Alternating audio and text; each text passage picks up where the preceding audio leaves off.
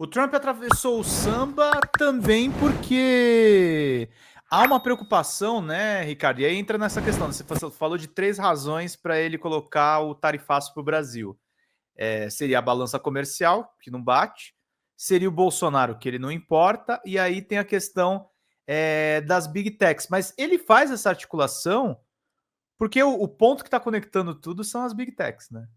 As Sim, Big Techs não querem exatamente. que o mundo mude a ponto de delas terem menos efetividade quanto elas têm hoje, né? Exatamente. Assim, se não fosse Bolsonaro, fosse um outro cara chamado Zé das Couves, que Uhum. se importa em não, de jeito nenhum, regulamentar as redes sociais, seria o Zé das Couves que estaria escrito lá o nome dele na carta. Então, não é pessoal com Bolsonaro, é que Bolsonaro representa esse mesmo ideal de deixar as big techs livres para fazer o que bem entender, se autorregularem, né? Então, qualquer país que pensa em criar uma regulamentação já se transforma em inimigo imediatamente. E a união das big techs com o Trump foi por causa disso, né? O Mark Zuckerberg ele não deu possibilidade de uma dupla interpretação, ele foi cristalino quando ele disse que o Trump vai enfrentar, vai combater os países que tentarem regulamentar as redes sociais. E ele está do lado do Trump por causa disso. Então, assim, a principal fatura que está sendo paga é essa. A fatura dos donos das big techs, que estavam lá enfileiradinhos, em local especial na posse do Trump, e que estão todos com ele. Se não regulamentar, bom para a extrema-direita do mundo, do planeta, né? Não só para ele lá. E para ele, melhor ainda. Por quê? Porque as redes sociais são grandes máquinas de fazer as pessoas mudarem de pensamento. É isso. Eu forjo pensamentos, forjo ideias e incuto essas ideias na cabeça das pessoas por meio das redes sociais. Então, assim, para quem assistiu aquele documentário O Dilema das Redes, quem não assistiu, eu aconselho que assista, embora ele seja muito assustador para a gente que está, né, frequentando as redes sociais, mas, assim, para quem não assistiu, não é spoiler, não, mas é um documentário em que ex-integrantes das Big Techs, ex-diretores, ex-CEOs, ex-presidentes, né, gente que trabalhava em altos cargos nas Big Techs, Sim. contam todas as mazelas, todas as sacanagens, todas as percepções que elas tinham de que elas faziam mal à saúde, e mesmo assim elas ignoravam. Então, eles fazem um alerta do funcionamento. E tem um dos especialistas, um dos ex-funcionários das Big Techs, que fala justamente isso. Você pode comprar lá 1 ou 2% da população, fazendo ela mudar de ideia, expondo ela a uma determinada ideia. Tem até pesquisa sobre isso, já foi realizada nos Estados Unidos. Pegaram 2 grupos de pessoas, um grupo de democratas e um grupo de republicanos. E aí trocaram esses grupos e colocaram eles para, durante um mês, só consumir conteúdo de veículos de comunicação que seriam contrários ao ideal deles. Então, pega o democrata e coloca para assistir a Fox News, Sim. que é uma emissora trumpista. Um mês. Pega os republicanos, coloca para assistir a CNN americana, que ela tem um viés mais democrata. E o resultado dessa pesquisa é que várias pessoas simplesmente trocaram de lado, mudaram de ideia. Foram influenciadas. Foram influenciadas por aquela constância daquele tipo de conteúdo. Então, você imagina isso acontecendo na rede social todo dia. Sobre a falsa percepção de que ela nos mima, né, porque ela dá só o que a gente quer, e você fica numa bolha, você não consegue sair, você não consegue ver o contraditório, é uma falsa percepção de que ela nos mima, porque, na verdade, ela não está mimando a gente, ela está doutrinando a gente, né? E esse modelo favorece, obviamente, a extrema-direita. A gente viu o que aconteceu com o Twitter, o que virou e o que aconteceu, inclusive, na eleição americana. Então, o grande motivo desse tarifaço é a fatura que ele deve pagar para as Big Techs, sem dúvida nenhuma. Bolsonaro pegou uma carona aí.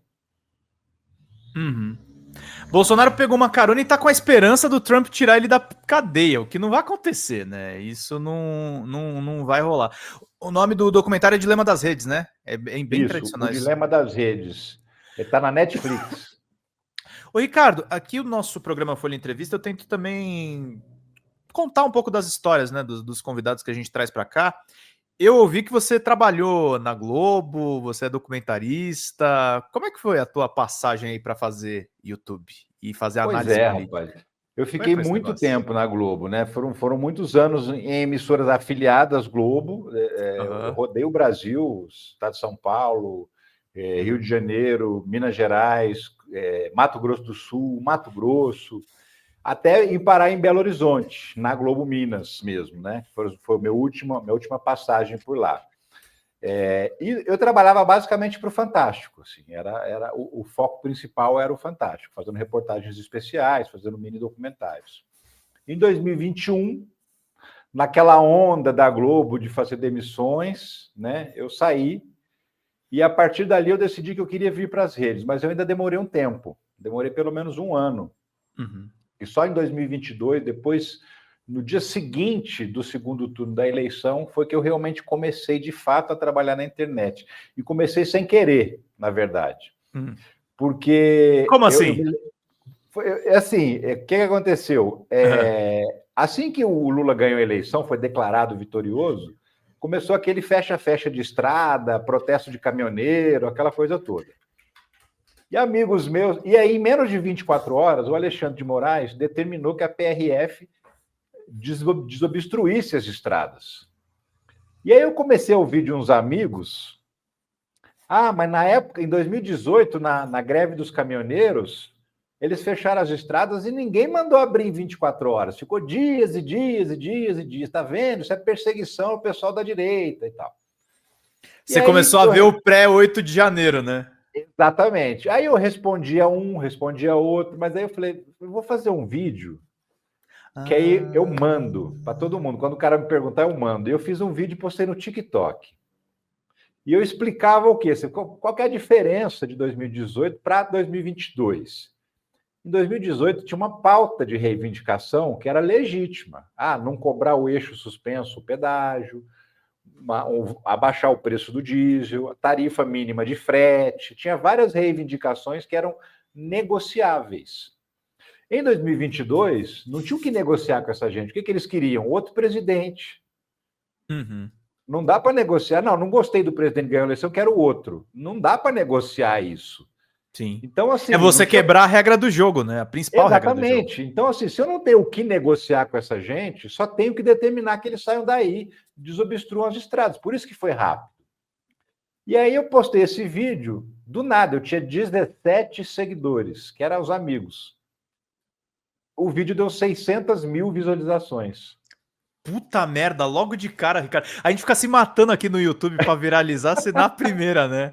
Foi uma explosão, assim, uma coisa de louco. Aí eu falei, peraí, acho que eu achei um caminho aqui. Aham. Publiquei um segundo vídeo, ele deu 30 e poucos, publiquei um terceiro vídeo, deu 400 mil. Eu falei, eu vou por aqui. E aí comecei, eu não nasci no YouTube, nasci no TikTok, né? E aí E eu nasceu passei um. também dos movimentos golpistas, né? Dali você foi concluindo que aquele lá era uma tentativa de golpe, né?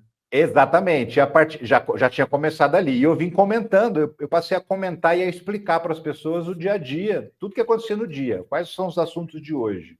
Escolhia o principal assunto e ia explicar para as pessoas.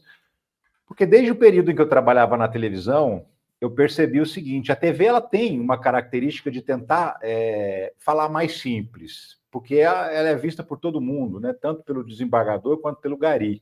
Sim. Só que mesmo na televisão, não era simples o suficiente. Eu lembro que na Uhum. pandemia eu vivia discutindo na redação, falava, pelo amor de Deus, vocês acham mesmo que a Dona Maria sabe o que é lockdown? Para a gente ficar falando, vamos fazer lockdown. Ela não É mais um sabe, servilismo gente. americano do que qualquer outra coisa, né? Eu brigava na redação por causa de alguns termos que eu sabia que as pessoas não iam entender, que eu achava que tinha que simplificar mais ainda. Então, Uhum. quando eu vim para a internet, eu passei a fazer isso, né? E eu ainda fiquei Uhum. um ano fazendo praticamente só conteúdo no TikTok. Uhum. Aí, um ano e pouquinho para cá, deve ter uns 15, 16 meses no máximo, foi que eu comecei a produzir conteúdo insistentemente para o YouTube. Eu tinha um canal que estava abandonado, que só servia para eu guardar as minhas reportagens, aquelas que eu gostava mais. Eu deletei todas as reportagens de lá, para não dar problema de direito autoral, E Aham. comecei o canal, e comecei todo dia, publicava vídeo, dava 20 visualizações, 30 visualizações, 50 visualizações, Bem e baixinho. eu desanimava, eu ficava uns dias sem postar, eu não fazia capa para os vídeos, porque eu achava que não valia a pena, porque ninguém via. Eu tentei desistir várias vezes, a minha mulher que não deixou. Que bom. Até que, de repente, olha só, os golpistas me ajudaram muito. Um dia eu resolvi fazer um vídeo quando prenderam o 22º prefeito lá de Santa Catarina, pelo mesmo esquema de corrupção, eu resolvi fazer um vídeo sobre o bolsonaristão, que é Santa Catarina. Bolsonaristão, uma boa expressão. Que é Santa Catarina. Eu expliquei qual era o esquema de corrupção, que os prefeitos estavam tudo indo para a cadeia, o que eles faziam, que era um esquema de fraude em licitação. Esse vídeo deu 50 e tantas mil visualizações, aí monetizou o canal, porque aí cumpriu aquelas horas mínimas e tal.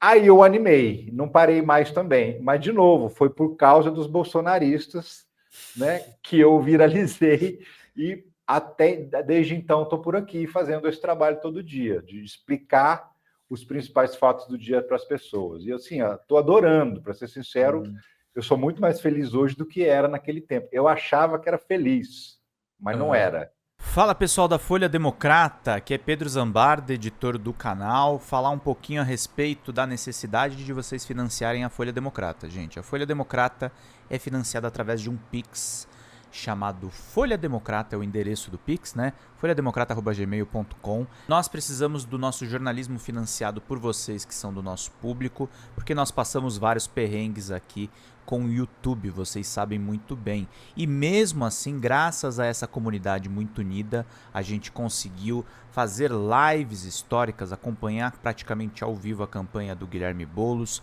trazer informações exclusivas a respeito de Gustavo Gayer, de Olavo de Carvalho, de todos os bolsonaristas, combater as fake news e tudo o que a gente acompanha. Por R$80 no nosso Pix você ganha um curso de roteiro para série, o que é muito importante se você é artista, roteirista, se você lida com essas práticas da economia criativa. Outra forma de você colaborar também é se tornando membro aqui do nosso canal. Isso é muito importante para você fazer as suas atividades por aqui, porque você tem acesso a vídeos exclusivos e nós temos um curso de jornalismo básico para você poder acompanhar a partir de R$5, que é ministrado por mim. A gente tem aí quase uma dezena de aulas e muito conteúdo para você poder acompanhar. Meus caros, minhas caras, financiem o jornalismo independente, financiem o jornalismo que se posiciona à esquerda, financiem o jornalismo na internet, que traz informações confiáveis, checadas, que cruza informações e que trata você, que é o nosso público, de uma maneira muito séria. Vida longa e próspera, gente. Cuidem dos seus. Até mais. Tchau, tchau.